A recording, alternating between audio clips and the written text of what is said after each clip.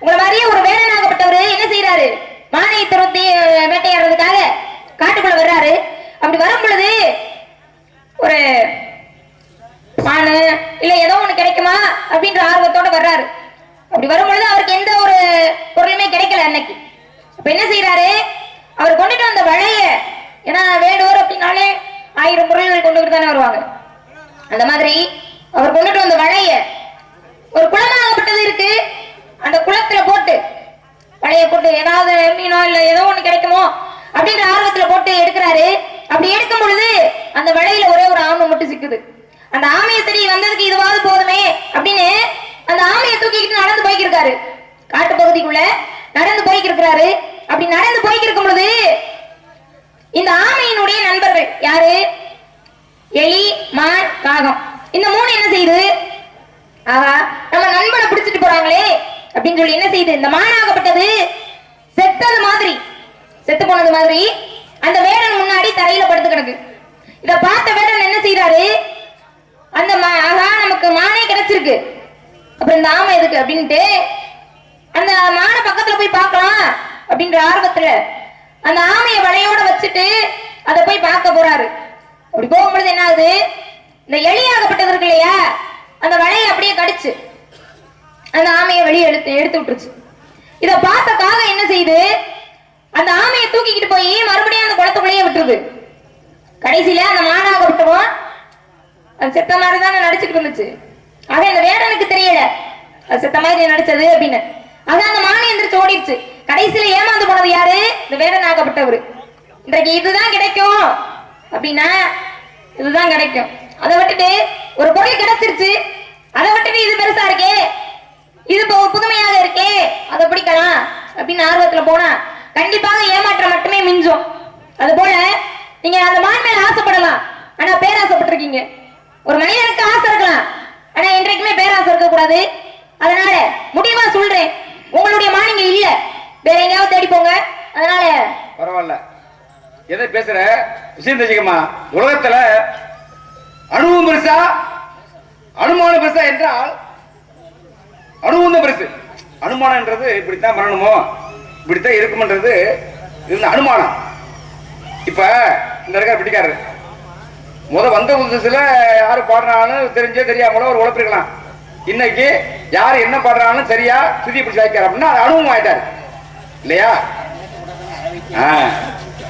முதல் எதையும் கொடுப்பதற்கு என்ன வேணுமா?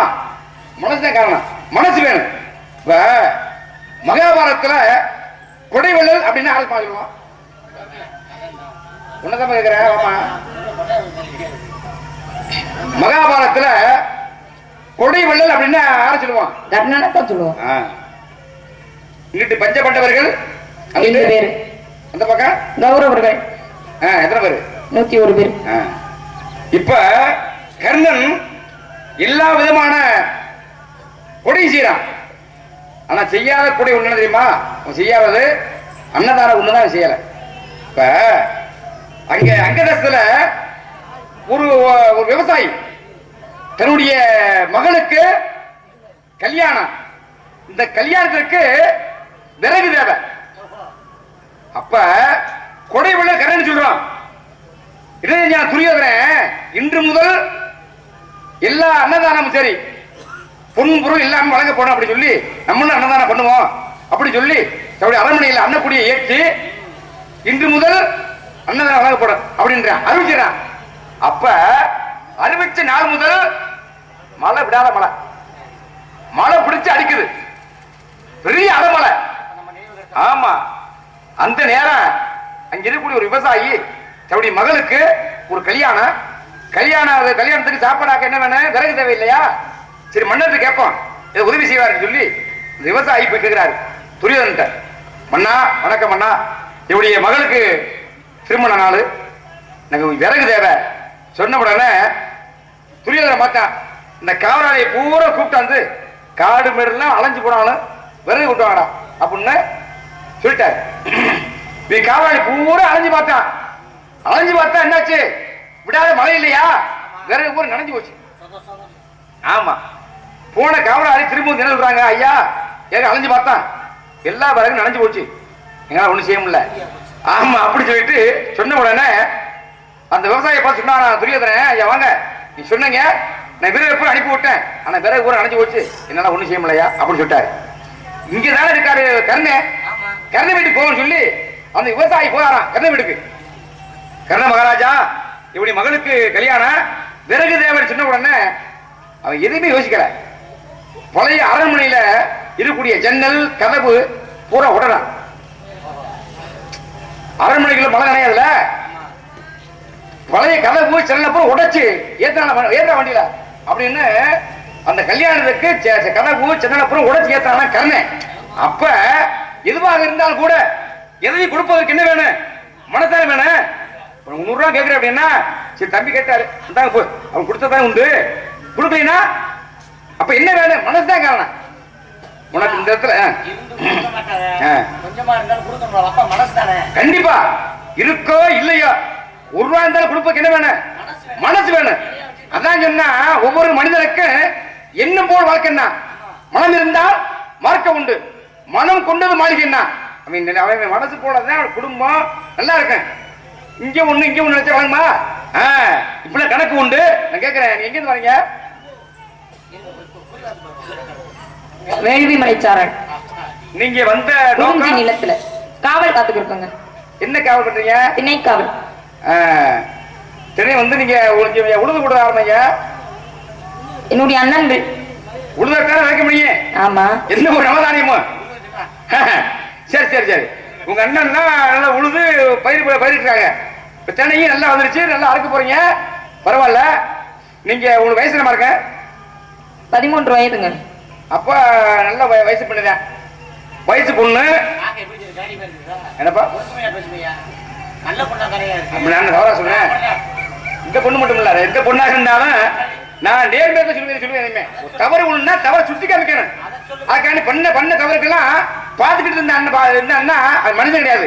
அவன் நடமான குணம்னா சரியா? அப்ப நல்ல வயசு பெண்ணு உனக்கு இப்ப ஆடிப்பட்டம் தேடி வந்தா ஒரு வருடத்துல 12 மாதங்கள் உண்டு. என்ன 12 மாதங்கள்ல நம்ம எந்த மாசம் விதை புதைப்போம்? ஆடி ஆவணியில தான். ஏன்னா ஆடி பட்டத்துக்கு தான் வளர்ப்போம். என்ன ஆடி பட்டம் தேடி விதன்னா அந்தந்த பருவகாலத்துக்கு ஏற்ற மாதிரி தான் நம்ம விதப்பு உதைச்சு விவசாயம் பண்றோம் இல்லையா? இப்ப இந்த பொண்ணுக்கு நல்ல வயசு. இப்ப 5 வயசு பொண்ணா இருக்கு. 5 வயசு பிள்ளைக்கு போய் மாப்பிளை பார்ப்பாங்களா? யாரு பார்ப்பாங்க? யாரும் பார்க்க மாட்டாங்க. அப்படி பிள்ளை வயசுக்கு வந்துருச்சுப்பா வயசுக்கு வந்து நல்ல பருவமா இருக்கு. இந்த பிள்ளைக்கு ஏற்றவாறு மாப்பிள்ளையும் பார்க்கணும் அப்படின்னு யாரு நினைப்பா? தாயும் தகவல் நினைப்பாளா இல்லையா? நல்ல வயசு இதெல்லாம் தெரிஞ்ச உனக்கு அது தெரியலையாமாப்பா? என்னதுங்க என்னது தெரியல மாடு இருக்கிறது. அதாவது வேடுவரே எருமை போல சுறுசுறுப்பாகவும் எருதை போல உழைப்பில் சிறந்தவராகவும் நரியை போல தந்திரமாகவும் நாயை போல விசுவாசமாகவும் வேங்கையை போல வீரனாகவும் புறாவை போல ஒழுக்கமாகவும் மந்தியை போல பிடிவாதமாகவும். ஏன் மந்திய சொன்னாங்க? மந்தினா என்ன? குரங்கு. இந்த குரங்காகப்பட்டது ஒரு வாதம் பிடிச்சிச்சு அப்படின்னா அந்த வாதம் விட்டுச்சு அப்படின்னா அது கூட்டத்திலேயே சேர்த்துக்கிறாதான். அதனாலதான் அப்படி பிடிச்சபடியா பிடிக்குமா. அந்த மாதிரி நீங்க மானி இருக்கு அப்படின்னு நீங்க பிடிச்ச பிடிவாதமா இருக்கீங்க. நான் ஒரே முடிவுதான், மானிங்க இல்ல இருந்தா கண்டிப்பா உங்களை இவ்வளவு அளவுக்கு கெஞ்ச விட மாட்டேன் சரிங்களா? அதனால புடியில மொத்தம் 3 இருக்கு சொன்னீங்கல்ல. குரங்கு பிடி 1 இன்னும் பாத்தீங்களா உடும்பு பிடி. அந்த காலத்துல பெரிய பெரிய மகாராஜாலாம் இந்த களவு செய்யறவங்க எல்லாம் அந்த உடும்ப வளர்த்துதான் உடும்பு குறுக்குள்ள கவரை கட்டி பெரிய அரண்மனை எரிஞ்சா அது போய் எங்கட பிடிக்கிறதோ செவத்தை அப்படி பிடிச்சுக்கிறோமா. என்ன போய் இந்த களவு செய்யறவங்க எல்லாம் அந்த உடும்ப வளர்த்து இப்படி எல்லாம் பயன்படுத்தி குறுக்குள்ள கவரை கட்டிடுறது. ஆறு குறுக்குள்ள கவரை கட்டினா அந்த உடும்பு என்ன செய்யும்? எரித்து எரிவாங்க. எரிஞ்சா மேல போய் எங்கட பிடிக்கிறதோ அந்த பிடியை அப்படி பிடிக்கிறோமா. குரங்கு பிடியை காட்டில உடும்பு பிடி பெரிய முடி. இன்னொரு பிடி தெரியுமா? கொட்டாப்புளி பிடி பிடிச்ச நாங்க என்ன ஆகும் இவாங்க. எது என்ன மனமுறு குரங்குன்னா மனமுறு கண்டிப்பாக மனமுறு குரங்கு மனசு எப்படி எப்படி எல்லாம் மாறி போகுதோ அது போலதான் குரங்கு ஒவ்வொரு கிளையை தாண்டி போகும் சரியா? நல்லா பேருங்க. நீங்க வந்தது காவல் குலக்காவல் யாரு? முருகபெருமான். நிலத்தன குறிஞ்சி முல்லை மருதம் நெய்தல் பாலை. ஒவ்வொரு நிலத்துக்கு ஒரு தெய்வம் இருக்கு, இருக்கா இல்லையா? ஆமா. நீங்க வந்தது காவலுக்கு வந்திருக்கீங்களே, யாரு சொல்லி வந்தீங்க? என்னுடைய அப்பா சொல்லி வந்தேன். என்ன சொன்னாரு? கண்ணுங்கறதுக்காக காவல் காக்க சொன்னாரு, அதனால காவலுக்கு வந்திருக்கேன். தாயை சிறந்த கோவிலும் இல்லை, தந்தை சொல் மிக்க மந்திரம் இல்லை. உலகத்துல மாதா பிதா குரு அது பிறகுத்தான் சொன்ன தெய்வத்தை இல்லையா? 4வது இடம் தான் தெய்வம். ஏன்னா பக்தன் பெரியவனா பகவான் பெரியவனா சொன்னா பக்தனை கேட்டு தெய்வமும் இல்லைன்ட்டான். சரியா? பாருங்க, இந்த உலகத்துல ஒவ்வொரு ஆளும் கடமை இருக்கு. பெற்ற தாய்க்கு என்னமா கடமை? பெற்ற தாய்க்கு என்னங்க கடமை? பிள்ளைங்களை நல்லபடியாக வளர்த்து ஆளாக்குறது தான் அவங்களுடைய கடமை. ஒரு தந்தைக்கு என்ன கடமை? அதே கடமை தானே. இருவரும் சேர்ந்ததான் பிள்ளைங்களை ஒழுக்கமாக வளர்க்க முடியும். சரி, ஒரு குருவுக்கு என்ன கடமை? குருவுக்கு என்ன? நல்லபடியாக மாணவன் படிக்கிறானா அவனை முன்னேற்றத்துக்கு கொண்டுட்டு வரணும் அப்படின்றது அவருடைய கடமை. எந்த புள்ள படிக்க வந்தாலும் சாதி மத பாகுபாடு இல்லாம சொல்லி தர, சாதி மத பேதம் இல்லாமல் கல்வியை போதிப்பது குருவோட கடமை இல்லையா? இருக்கா இல்லையா? இப்ப காவல்துறைக்கு என்ன கடமை? எந்த ஒரு தீங்கான செயலும் நடக்கக்கூடாது அப்படின்னு பாதுகாக்கிறது அவங்களுடைய கடமை. தவறு செய்தவனை தட்டி கேட்பது அவங்களுடைய கடமை. தண்டிப்பது யாருடைய கடமை? காவல்துறை. காவல்துறைக்கு வந்து காவல்துறை பிடிப்பது கடமை. ஆனா இவன் நல்லவனா கெட்டவனா இங்கோட்டு போவாங்க நீதிமன்றத்துக்கு. நீதிபதி தான் சொல்லுவாரு, காவல்துறை சொல்லுவாங்க ஐயா தவறு பண்ணிருக்கேன் சொல்லுவாங்க. சொன்னாலும் தீர்ப்பு எங்க கிடைக்கு? நீதிமன்றம் தான். அது மாதிரி நம்மளாம் பிறந்திருக்கான், மனித பிறவி நம்மளாம் பிறந்திருக்க அப்படின்னா வாழக்கூடிய காலங்கள்ல ஒரு எறும்பு கூட கொள்ளக்கூடாதான். கொண்டால் அந்த பாவம் எங்கே தருமா? முடிவில் அவனுக்கு அங்கே கிடைக்கும். நரகமா சொர்க்கமா? தீய உள்ள பொருவனுக்கு அதுதான் கெளி இருக்கு. இப்படி கணக்கு உண்டுமா? அதாவது வேடுவரே, நம்பிக்கையில 4 வகை இருக்கு. தெய்வ நம்பிக்கை, அவநம்பிக்கை, மூட நம்பிக்கை, தன்னம்பிக்கை. நம்ம எல்லாம் தெய்வத்தின் மேல நம்பிக்கை வைக்கிறோம். இப்படி நம்பிக்கைகள்லாம் இருக்க என் மேல நீங்க கொஞ்சம் நம்பிக்கை வைக்கணும். என்ன நம்பிக்கை தெரியுமா? இந்த புள்ள போய் சொல்லாது, மான வச்சுக்கிட்டு இந்த புள்ள மறைக்காது அப்படின்ற ஒரு நம்பிக்கையை நீங்க என் மேல வைக்கணும். அதனால பேசிக்கிட்டே இருந்தா பேசிக்கிட்டே இருக்கலாம். நான் சொல்றதை நீங்க கேட்டுக்கிட்டு பொம்பளை பிள்ளை சொல்லுதே அப்படின்னு அமைதியாக கேட்டுக்கிட்டு போக பாருங்க. இது நாடகம், இயல் இசை நாடகம் இல்லையா? பேச்சு இருக்கணும், பாட்டு இருக்கணும், அதுல நடிப்பு இருக்கணும். ஒவ்வொரு மனிதருக்கு ஆசை இல்லாத அரை மனிதன் தான். ஒருவனுக்கு மண்ணாசை இருக்கலாம், நிலம் காடுகிற வாங்கணும் அப்படின்னு மண்ணாசை இருக்கலாம். ஒருவனுக்கு பெண்ணாசை இருக்கலாம், நல்ல அழகான பெண்ணை கல்யாணம் பண்ணி நல்லா இருக்கணும் அப்படின்ற ஆசை.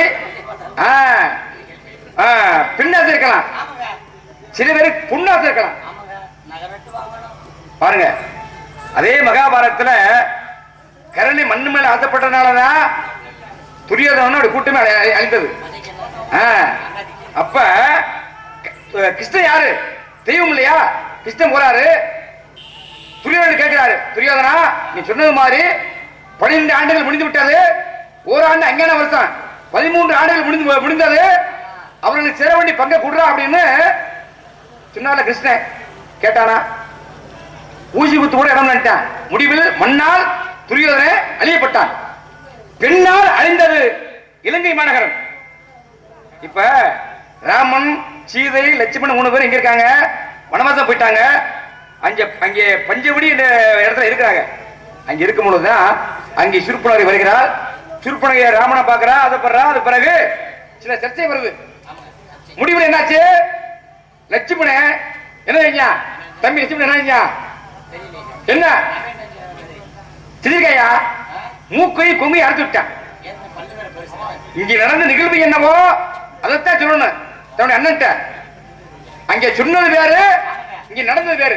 அண்ணா கானகத்தை அழகான பெண்ணு இருந்தா, உனக்கான தூக்க போனேன், என்னை மூக்கையும் இதை அறுத்து விட்டாங்க. இப்படி சொன்னா கூட பிறந்த அண்ணன் என்ன செய்வேன்? பார்த்தேன். பிறகு ராவணன் வர்றான், வந்து சீதை தூக்கிட்டு போறேன். அப்படி தூக்கிட்டு போகும் பொழுது அங்கே சடாயு என்ற பறவை மறைக்கின்றது. சடாயு யாரு? சடாயுவும் தசரதமான நண்பர்கள். டே ராவணா, ராமன் நல்லவன்டா, ராமை மனைவி தூக்கிட்டு போறியே, இதனால் பெரிய விளைவு வரும் சம்மதமா அப்படின்னு அந்த பறவை கேட்டுச்சான். ராவண தன்னுடைய ஆணவத்தால, நீ பறவை, நான் மானிட பிறவி, என்ன பண்ண போற? நான் தவறு இருந்து வலிமை பெற்றவன், போறே என்ன பண்ற அப்படின்னு மிரட்டான். அப்ப அந்த சிடாயுக்கும் ராவணன் நடந்தது ஒரு யுத்தம். அந்த பறவை அடித்தான். ராவணன் கேட்டானா, சரி இவ்வளவு தூரம் வலிமையை சண்டை ஓடுறிய, உன் உடம்புல உன் உயிர் இருக்கிற சொல்லுவோம். ராவணன் கேட்கிறான். அந்த பறவை சொல்லிச்சான், இவனுடைய உயிர் எங்க தெரியுமா? என் ரெக்கையில இருக்கு. ரெக்கையில என்னால எங்கேயும் பறந்து போக முடியாது, எதுவும் செய்ய முடியாது சொன்ன உடனே, சரி என்ன கேட்கிறடா, மோ உயிர் எங்கடா இருக்கு, மோ உயிர் எங்க இருக்குன்னு கேட்ட உடனே ராவணன் சொன்னானா, இவனுடைய வலது கால் பெருவரில் உயிர் இருக்குன்னு சொன்னானா.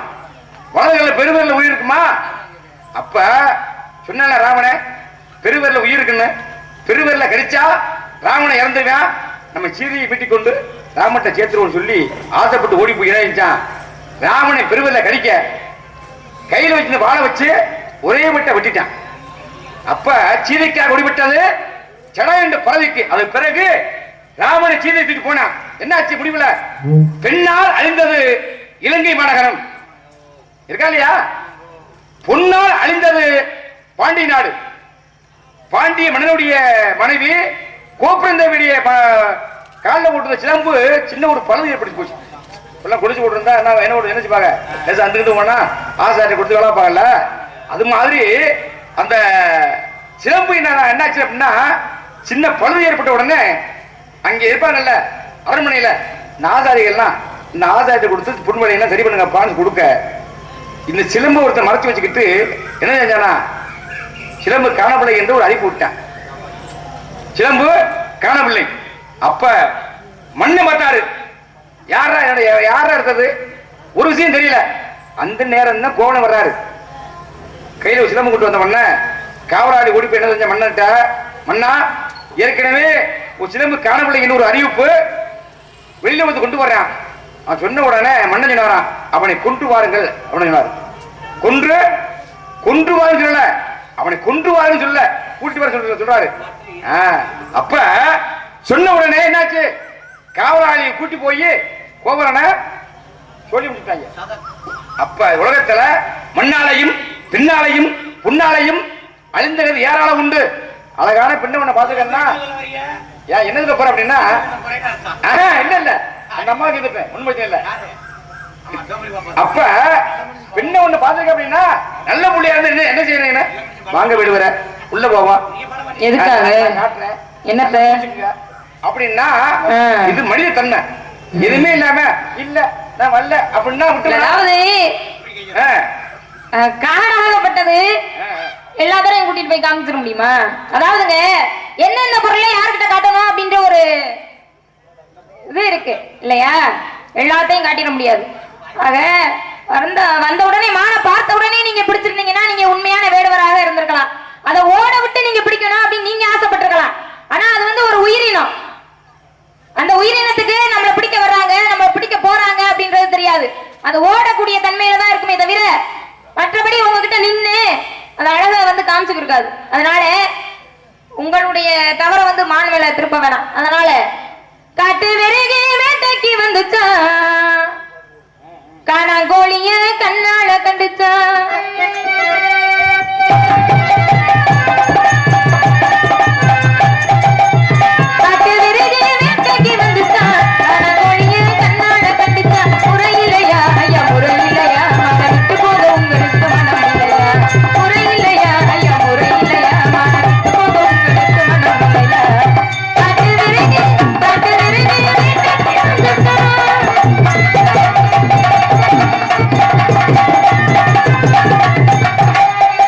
பாடி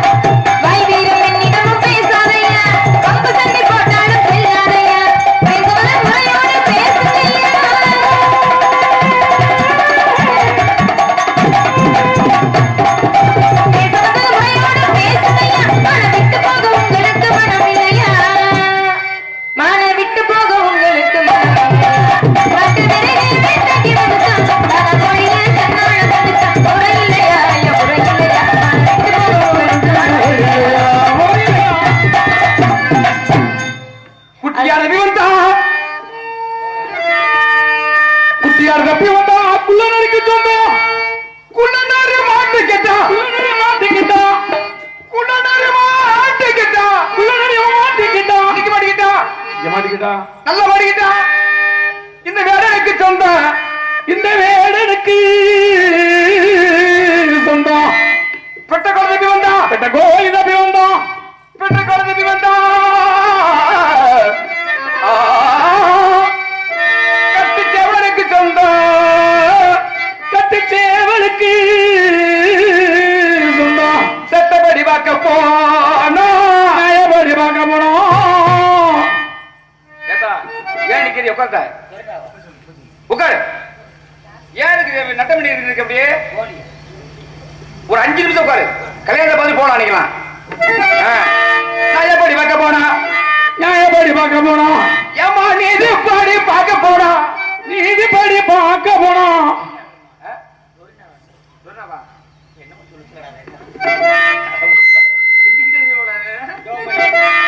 ஆமா ஆமா ஆமா ஆமா கல்லா கல்லா மனசு கல்லா கல்லா காட்டு வாமா வாமா வாமா உள்ளே வாமா உள்ளே வாமா ஆனந்தாமா ஆனந்தாமா அழகாண்டமா எனதாசைமா அழகாண்டமா எனதாசைமா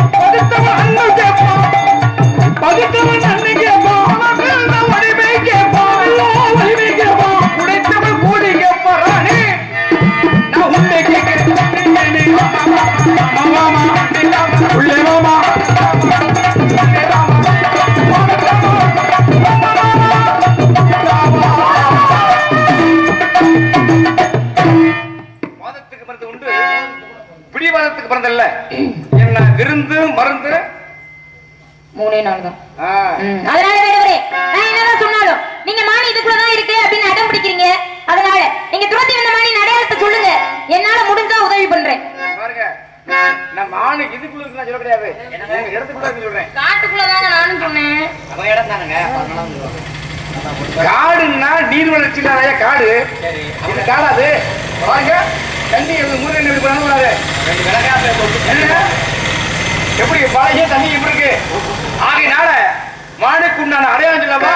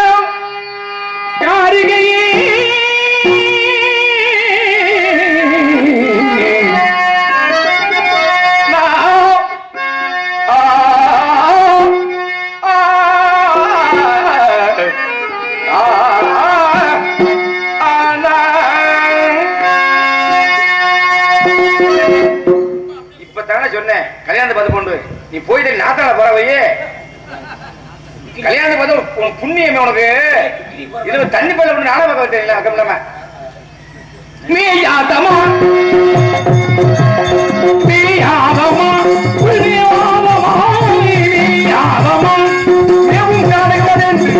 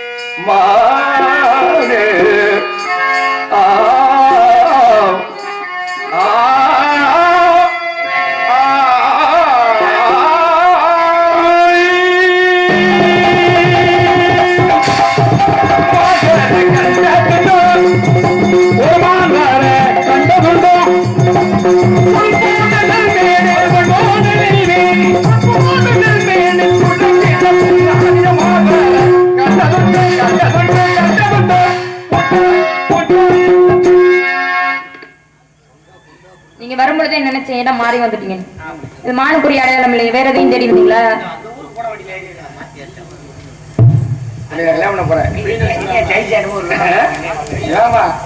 ஆளு கொடி புள்ளியா தான் இருக்கு. வாமாங்க கல்யாணம் பண்ண போற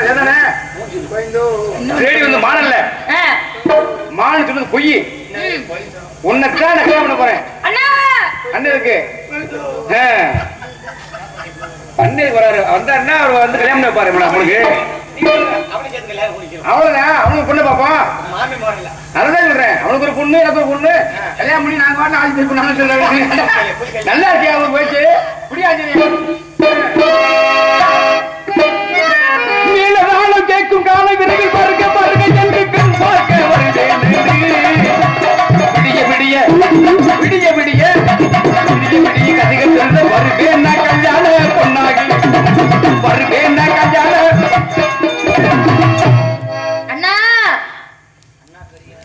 அண்ணா 1969 இறந்து இந்த அண்ணா. அண்ணே தங்கச்சி ஏன் இவ்வளவு காலதாமதமா வர்ற? தங்கச்சி பரண் மேல இருந்து இறங்க வேணாமா? சரி, நம்ம இடத்துக்கு ஒரு வேடுவர் வந்தார்ல. ஆமா. அவர் மான தேடி வரலையா? என்ன தேடி தான் வந்தாரா? தங்கச்சி கைய பிடிச்சி இழுக்க வந்தாரு. உன்னை தேடி வந்தாரா? இதுக்குதான் அப்பாட்ட அப்பவே சொன்னேன். என்ன சொன்ன? இவ்வளவு அழகான பிள்ளை நமக்கு தேவையில்லை, பல பேர் சுத்துவாங்க. தங்கச்சி சாமியை கும்பிடுத்த வணங்கிடலாமா? சோழவள்ளி